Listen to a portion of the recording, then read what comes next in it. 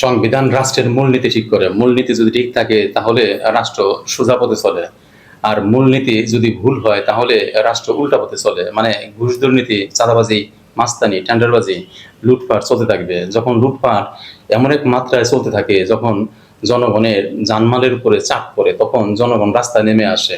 আর জনগণ যখন রাস্তায় নেমে আসে তখনই হয় গণ আন্দোলন। গণ আন্দোলন হলে বুঝতে হবে যে সেখানে সংবিধান বা রাষ্ট্রের মূলনীতি ঠিক ছিল না, রাষ্ট্র ঠিকভাবে চলে নাই।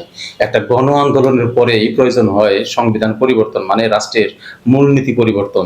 যদি গণ আন্দোলনের পরে রাষ্ট্রের মূলনীতি পরিবর্তন না করা হয় তাহলে আরেকটা গণ আন্দোলন বা বিপ্লব হতে বাধ্য, যেটা হয়েছে এই দেশে 90-তে গণ আন্দোলন হয়েছিল, বিপ্লব হয়েছিল। তখন যদি আমরা এই সংবিধানকে পরিবর্তন করতাম তাহলে কিন্তু 24-এ এই বিপ্লব বা গণ আন্দোলন আসতো না।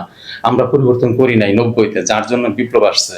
আর এখনো যদি আমরা সেই সংবিধানকে রেখে দেই, রাষ্ট্রের ওই মূলনীতি, লুটপাটের মূলনীতিকে যদি আমরা রেখে দেই, তাহলে আবারও আরেকটা গণ আন্দোলন বা বিপ্লব আসতে বাধ্য।